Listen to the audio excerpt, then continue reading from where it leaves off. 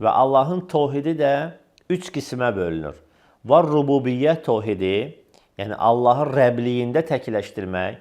Başqa ifadə ilə desək, qul, insan Allaha aid olan məsələlərdə onu təkləşdirməsi.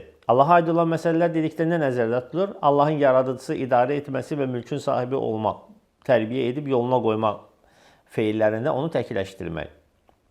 Bütün bu kimi şeylər Allaha aiddir və biz bu kimi şeylərin hamısını Allaha təkləşdiririk. O şeyləri Allahdan başqasını nisbət etmirik. İkincisi, uluhiyyət təvhididir. Yəni Allahı ilahlığında, məbudluğunda təkləşdirmək.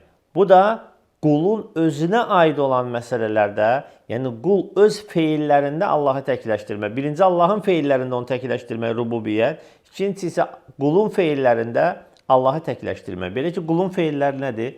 Onun namazı, qurbanı, orucu, nəzri, bu əzalarla icra olunan əməllərdir. Bir də var, qəlblə icra olunan əməllər, iman, yəqinlik, ixlas, sidq, məhəbbət, qorxu, ümid, təvəkkül, hansı ki, bunlar əzalarla icra olunan əməllərdən daha üstün və daha fəzilətli əməllərdir.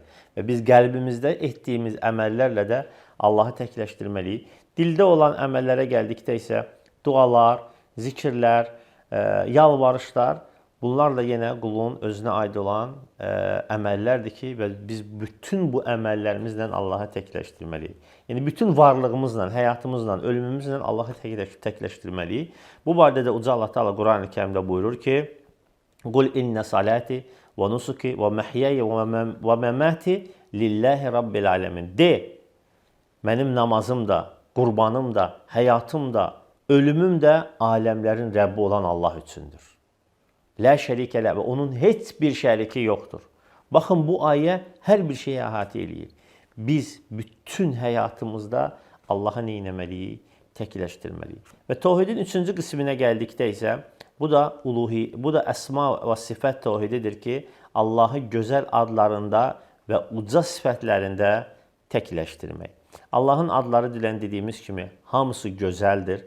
Sifətləri isə hamısı ucadır və kamilliyə dəlalət edir. Belə ki, Allaha xas olan bu sifətlərdə biz nə edirik? Allahı təkləşdiririk və onları Allahdan qeyrisinə nisbət etmirik. Misal verim, örnək olsun deyə. Məsələn, Allah Teala qeybi bilməsi. Düzdürmü? Və lillahi qeybus səmavati vel ard. Göylərin və yerin qeybi Allaha məxsusdur. Yaxşı, əgər biz bunu bu şəkildə eşitdik Allahın ayətindən və inandıqsa, demək biz bunda Allah heç bir şey ortaq qoşmamalıyıq. Bəziləri isə nə deyir? Deyir ki, filan falçı, filan sehirbaz, filan kahin, filan nə bilim, nə edir? Allahın ona öyrətmədiyi bir şəkildə Allahın qeybindən xəbər verir. Filan vaxt filan hadisə olacaq, filan vaxt filan hadisə olacaq. Sözsüz ki, buradan təbiət hadisələri istisnadır ki, bu günləri onlar məsələn onu izləyirlər, görürlər, sonra xəbər verirlər. Bu qeybdən danışmaq sayılmır. Və yaxud da ana bətnində uşağı müşahidə edirlər, müəyyən cihazlar vasitəsilə xəbər verirlər. Bunlar qeybdən xəbər verilmək sayılmır. Amma adam var deyir ki, sən bu səfərə çıxma, uğursuzluqla qarşılaşacaqsan.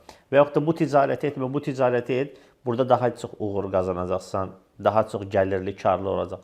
Bu kimi şeylər qeybdən xəbər vermək. Və yaxud da gələcəkdə evlənəndən sonra sənin birinci oğlun olacaq, sonra qızın olacaq, bu işi et, bu işi etmə və s. Bu kimi şeylər qeybdən xəbər verməkdir. Və biz əgər belə etsək, Allahın adlarında və sifətlərində Allaha nədir? Ortaq qoşmuş olacağıq.